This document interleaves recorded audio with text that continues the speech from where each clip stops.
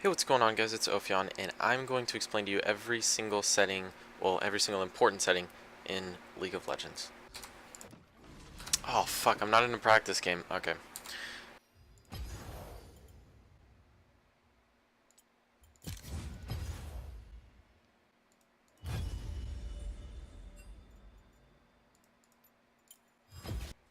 Alright, let's buy items, because this is a real game. Where is it? Where's it at? Am I stupid? I thought you could teleport. Oh yeah, Shift S. United, we are stronger.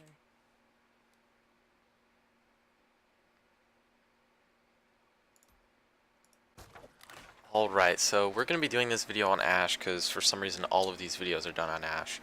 Now what I see a lot in these types of videos is they never explain why the setting is useful or go in depth on the setting. So, for instance, I can go to VSync and I could explain VSync just by saying, oh, this applies VSync to your game, you know, something simple like that. But not all settings have this explanation.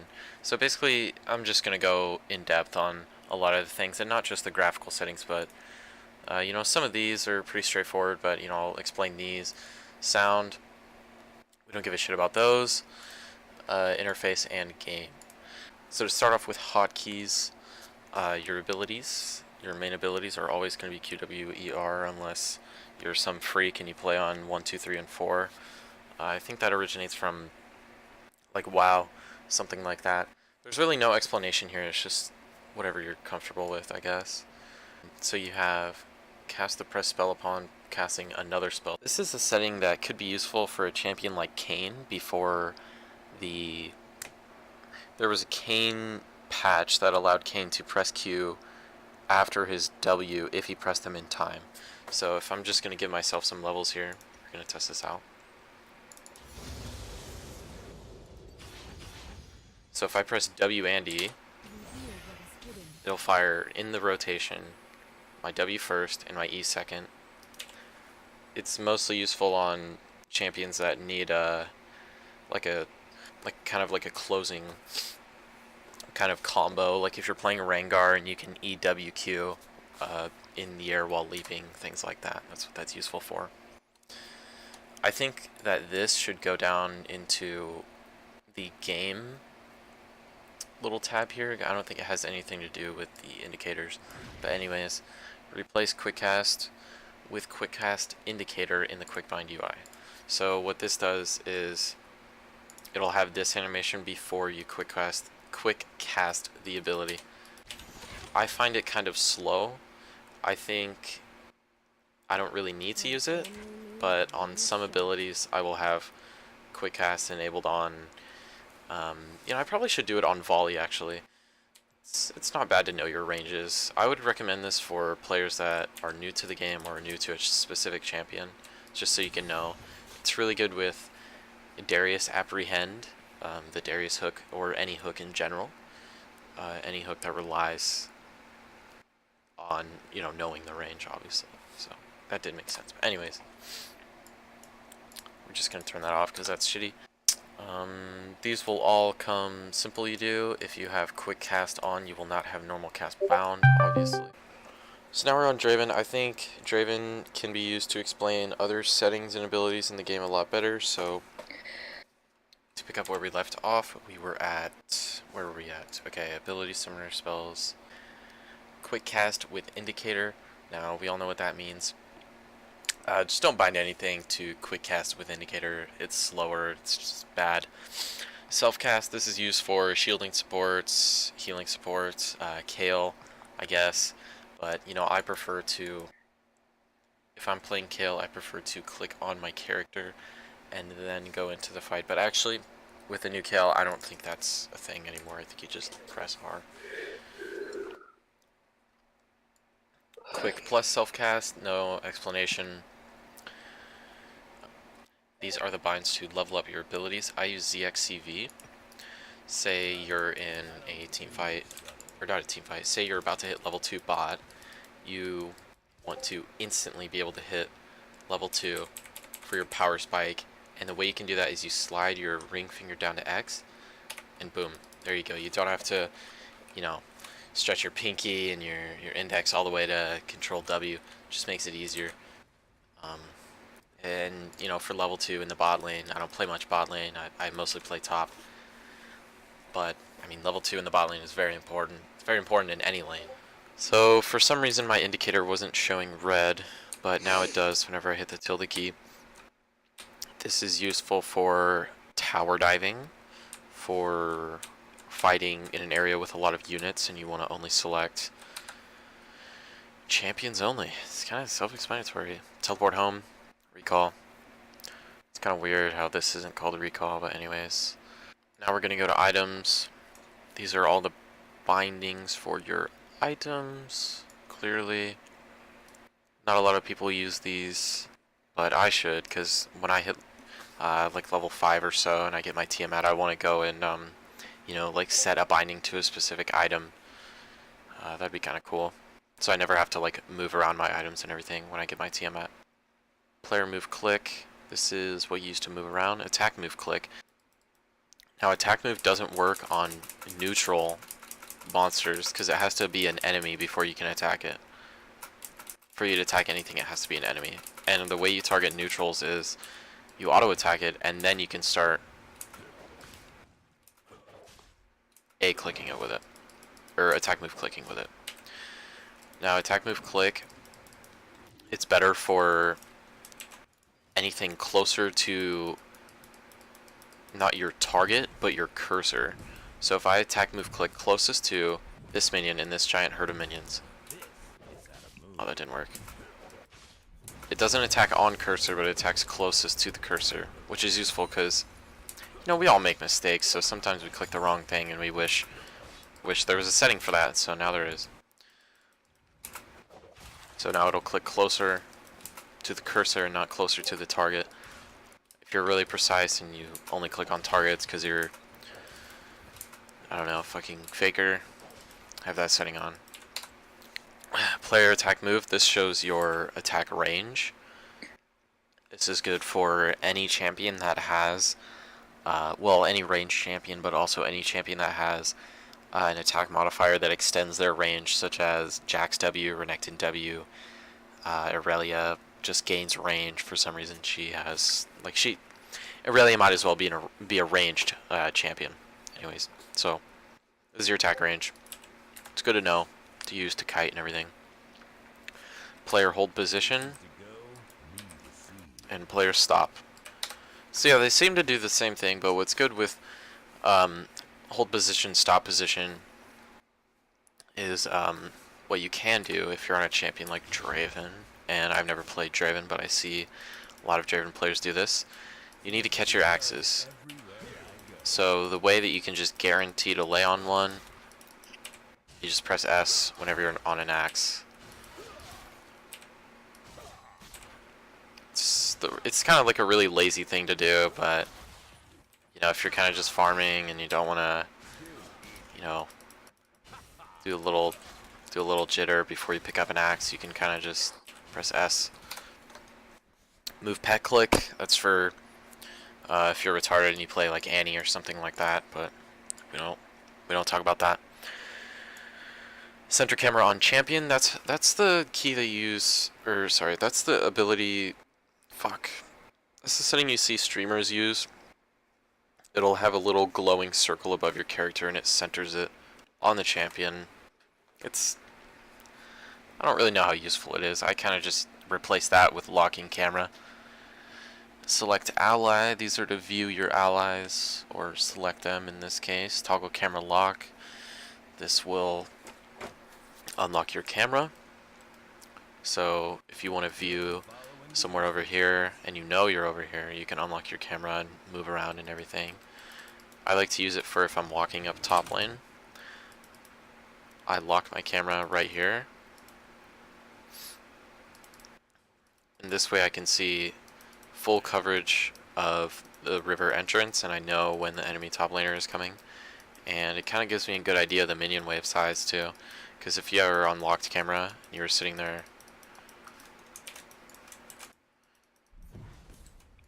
you're on locked camera and you're sitting here like this, you probably couldn't see the extra 3 or 4 casters up there, so it's kind of important. Just a little small information builds up. These are all for moving your camera. Obviously display, health bars, toggle minion health bars, show summoner names, hide HUD. Show health bars, toggle minion health bars, show summoner names, show hide HUD, toggle FPS display. FPS display is always useful. It also shows your ping. I don't know why anyone would turn that off. Or HUD, or health bars, or minion health bars. I think this is all for just if solo Renekton only is out of content or something and he needs some kind of challenge. Communication.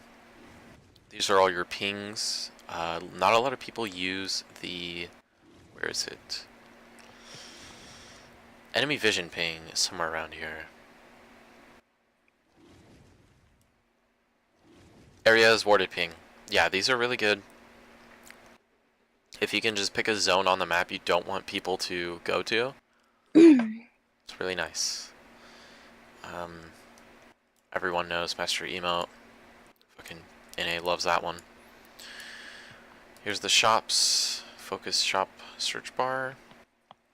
Switch shop tabs. I don't use any of these. I just use item presets. And these are specific to the practice tool. Now going on to video. Everyone knows what resolution in window mode is. It's better to have it in borderless. F full screen works for you best, then you know that's you, but most of the time it won't. League is a game that can look good on low graphics, so that's good. Character inking will basically, if you've ever played Borderlands 2, it's sort of like cell shading. It'll just put a black line off of everything. So if you look at this fruit, the drake, and the other fruit, maybe the plant, character inking will add some kind of detail to those things and just overall look nice, but for me, I don't like it. You have anti-aliasing. This honestly looks the same in any other game, but with League, you can sort of notice these differences when it comes to big structures like the dragon. So you have these kind of jagged lines around the wings and maybe even the face, but when you turn on anti-aliasing, it kind of cleans it up. But all of these things, they're so just unimportant. I mean, League is a game about strategy. You could care less if the dragon looks different or not. I never use any of these. Vertical sync, everyone knows what that is. No one cares about sound. Unless you need the 2 frames to disable all sound, you know, go for it. So moving on to interface. This is just as important as your key bindings. HUD scale, you can have it at 100 if you're blind and you don't see your abilities. You need to see what cooldown your W's at, because you are visually impaired. You should probably slide that down to 0. It just gives you more information on the map. Cursor scale, you can have it at 100, but if there's more than, you know, 3 units in front of you, it's going to be hard to use. I like to keep it at 50. I used to keep it at like actually 15, and I would lose my cursor all the time in team fights. It's good to have a cursor you can easily distinguish. That's why the legacy cursor is so much worse. Chat scale. This is the scale at which you can see you're being flamed in game. I like to keep it on low. Minimap scale, I keep it at 100 because I'm brain dead. I like to see the map whenever I forget about the map. So that's just me. Some people have it on 1, but I have a problem with not looking at the map at all. And so having that on 100 also helps me. Show health bars, obviously shows health bars. Loss of control UI, that's the little annotation on your screen when you get stunned, and it'll say stunned on your character. Health bar animations are these little slow things down here that move. Wait, do they?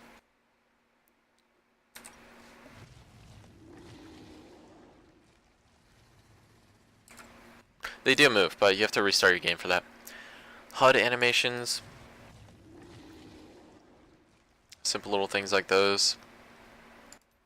I don't really have them on. They're not really that special, honestly. Yeah, notifications, screen flash on damage. So let's say I'm taking damage from minions. This is good for having unlocked camera modes. So if I just aggro these minions, it'll flash my screen on these areas if I'm being attacked by a champion while I don't have control of my camera. That's good if you're just, you know, coming back from recalling and you want to hover top and you just want to sit there and relax and wait till you get to top lane, maybe watch a minion wave. But then there's a jungler that comes out and attacks you, like right around here. Your screen flashes, making it so that you can easily unlock from camera and then tell what's going on. Screen flash on, oh wait, we already went over that. Champion highlight on camera center.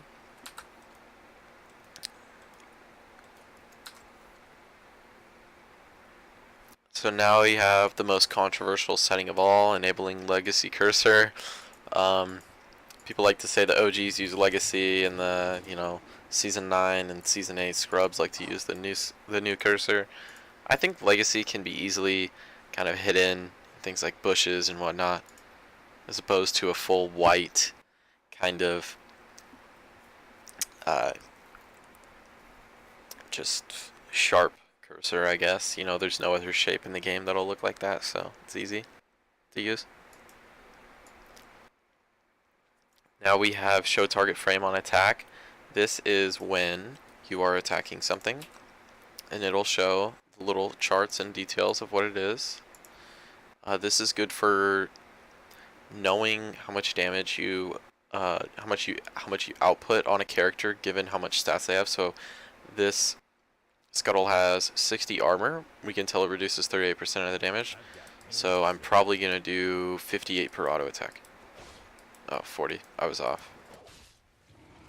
Anyways. So if you care about those things and that matters to you, it would be good to have on. You can change what the duration is for your not the duration. You can change what the annotation is for your ability cooldowns. If you have none, it'll just be a overlapping circle that kind of slowly comes back. Minutes and seconds, I guess that'd only be useful on a few abilities. I just like to use minutes, or seconds. You can show minimap on left. You can show neutral camps on your map. So this is what your map will look like with no neutral camps.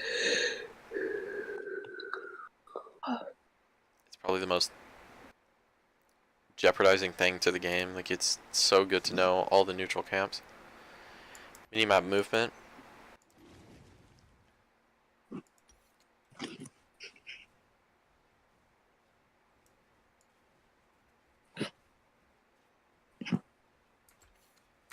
I don't know what this one is.